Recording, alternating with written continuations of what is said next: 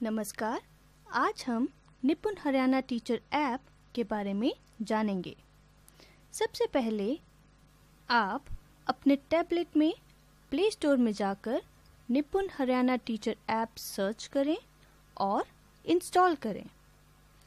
अब निपुण Haryana teacher app खोलें। उसके बाद आप अपना एम्प्लॉय आईडी यूज़र नेम के सेक्शन में भरें।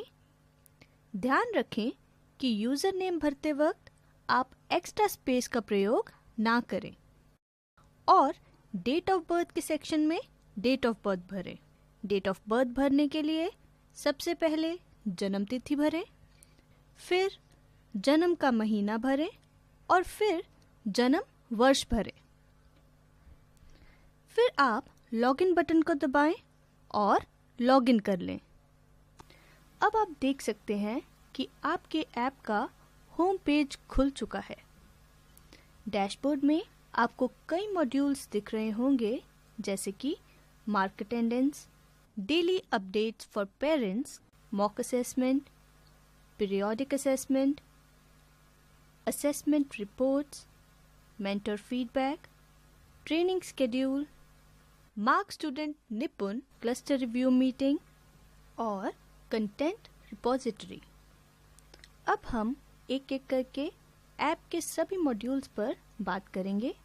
सबसे पहले मार्क अटेंडेंस। बच्चों की अटेंडेंस मार्क करने के लिए आपको मार्क अटेंडेंस पर क्लिक करना होगा। यदि आपको आपकी ऐप में सबसे ऊपर मार्क अटेंडेंस नहीं दिख रहा है तो आप अपने स्कूल के प्रिंसिपल से अपनी क्लास और सेक्शन एलोकेट करवा लें। क्लास और सेक्शन एलोकेट होने पर आपको अपनी ऐप में सबसे ऊपर मार्क अटेंडेंस का कार्ड नज़र आएगा। उस पर क्लिक करने पर आपको जो क्लास एलोकेट हुआ है उस क्लास के बच्चों की लिस्ट दिख रही होगी, जैसे कि यहाँ क्लास 2A इंग्लिश एलोकेट की गई है। अब आप देख सकते हैं यहाँ बच्चों की लिस्ट नज़र आएगी। हर बच्चे के नाम पर ऑटोमेटिकली प्रेजेंट दिख रहा होगा। जिस बच्चे को आप एब्सेंट मार्क करना चाहते हैं उसके नाम पर क्लिक कर दें। फिर सेव अटेंडेंस पर क्लिक करके अटेंडेंस को सेव कर लें। ये मार्क अटेंडेंस फीचर केवल स्कूल टाइम टेबल के अनुसार शुरू के 1 घंटे में उपलब्ध होगा और आपको बच्चों की अटेंडेंस उसी ड्यूरेशन में मार्क करनी होगी।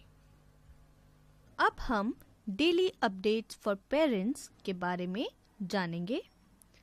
स्टूडेंट को होमवर्क भेजने के लिए क्रिएट न्यू बटन पर क्लिक करें।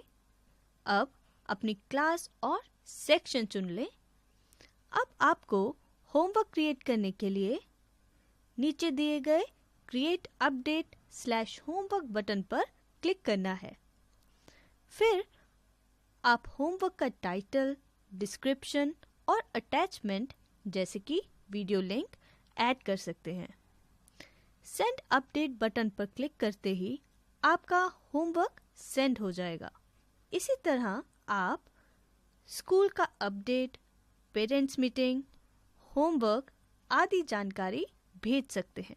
मॉक असेसमेंट के बारे में जानेंगे। अब बच्चों की प्रैक्टिस के लिए आप मॉक असेसमेंट पर क्लिक करें। क्लिक करने पर आपको सबसे पहले सब्जेक्ट चुनना है, जैसे कि यहाँ इंग्लिश सब्जेक्ट को चुना गया है। अब आपको क्लास और सेक्शन चुनना है। क्लास और सेक्शन चुनने पर बच्चों की लिस्ट दिखाई देगी। लिस्ट में से जिस बच्चे को आप प्रैक्टिस असेसमेंट देना चाहते हैं उसे चुनें। बच्चों के सारे सवालों के जवाब देने पर सबमिट पर क्लिक कर दें।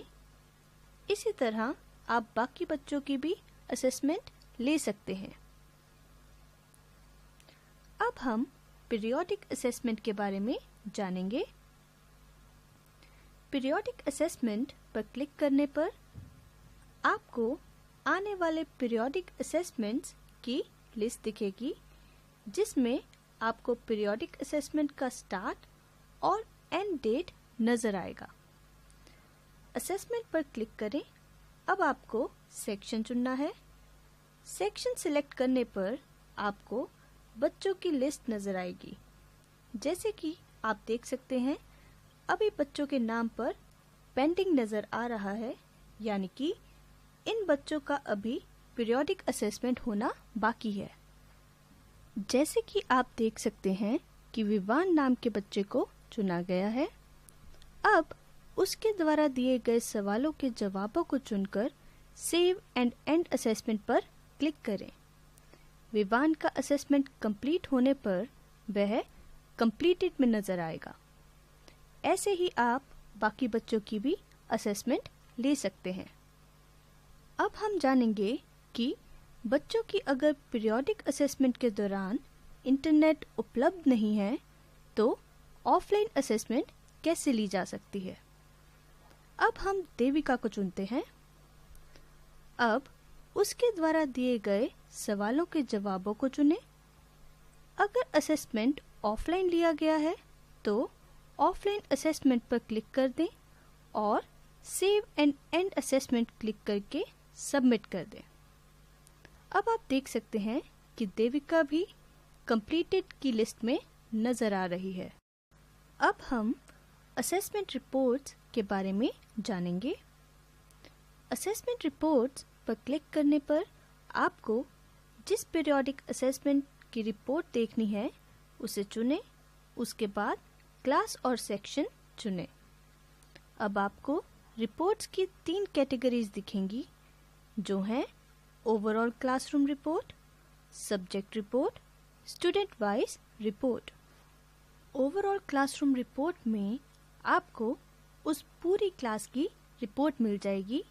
आप इस रिपोर्ट से जान सकते हैं कि कितने बच्चों ने असेसमेंट दी है और कितने बच्चे कॉम्पिटेंट हैं। ये आप सब्जेक्ट वाइज भी देख सकते हैं। सबसे नीचे आपको डाउनलोड डिटेल्ड रिपोर्ट दिख रहा होगा। उस पर क्लिक करने पर आप डिटेल्ड रिपोर्ट डाउनलोड भी कर सकते हैं। सब्जेक्ट रिपोर्ट में आप उस क्लास की सब्जेक्ट वाइज रिपोर्ट देख सकते हैं। जैसे कि यहाँ हिंदी सब्जेक्ट चुना गया है। इस रिपोर्ट में आपको हिंदी सब्जेक्ट के स्टूडेंट्स नज़र आएंगे, जिसमें आपको total students, students tested, competencies tested, competent students का नंबर दिखेगा। इसके अलावा आप अपने क्लासरूम के सभी स्टूडेंट्स की कॉम्पिटेंसी वाइज और डिटेल्ड स्किल्ड रिपोर्ट डाउनलोड कर सकते हैं। स्टूडेंट वाइज रिपोर्ट में आप उस क्लास के बच्चों की स्टूडेंट वाइज रिपोर्ट देख सकते हैं। जिस बच्चे की आप रिपोर्ट देखना चाहते हैं उसका नाम चुन सकते हैं। अब हम मेंटर फीडबैक के बारे में जानेंगे। अब आप मेंटर फीडबैक पर क्लिक करके मेंटर्स के द्वारा दिए गए फीडबैक्स देख सकते हैं। अब हम ट्रेनिंग स्केड्यूल के बारे में जानेंगे।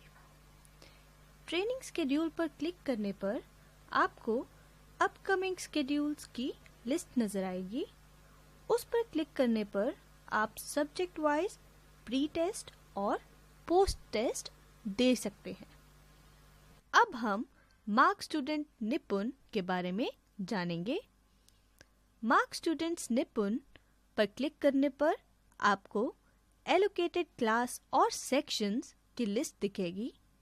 अब क्लास और सेक्शन चुन लें। फिर आपको स्टूडेंट को निपुण मार्क करने के लिए प्रोटोकॉल्स दिखेंगे।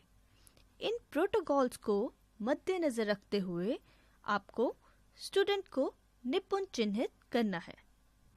अब आप स्टूडेंट की लिस्ट देख सकते हैं। इसमें से जिस स्टूडेंट को आप निपुण चिन्हित करना चाहते हैं उन्हें चुनें। आप स्टूडेंट को सब्जेक्ट वाइज और ओवरऑल परफॉर्मेंस वाइज भी निपुण चिन्हित कर सकते हैं। इसी तरह आप बाकी स्टूडेंट्स को भी निपुण चिन्हित कर सकते हैं। ध्यान दें कि आप किसी स्टूडेंट को किसी एक सब्जेक्ट में केवल एक बार निपुण चिन्हित कर सकते हैं। आप इस फीचर का प्रयोग करके अपनी कक्षा के विद्यार्थियों की निपुण लक्ष्य प्राप्त करने की स्थिति का रिकॉर्ड रख सकते हैं। अब हम क्लस्टर रिव्यू मीटिंग के बारे में जानेंगे। क्लस्टर रिव्यू मीटिंग में आपको मेंटर द्वारा बनाया गया मीटिंग कार्ड दिखेगा, जहां डेट और टाइम और मीटिंग एजेंडा लिखा होगा। कार्ड के अनुसार दिए गए समय और जगह पर पहुंचकर आप मीटिंग अटेंड कर सकते हैं।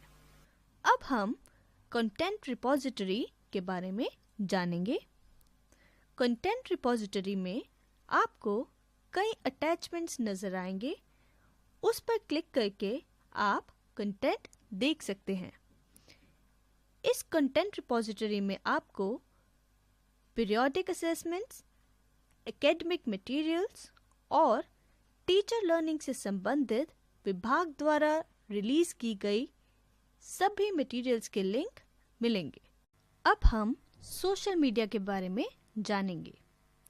सोशल मीडिया आइकन्स पर क्लिक करने पर आपको डिपार्टमेंट के सोशल मीडिया पेजेस दिखेंगे, जहां आप समय समय पर डिपार्टमेंट द्वारा दी गई कोई सूचना या जानकारी देख सकते हैं।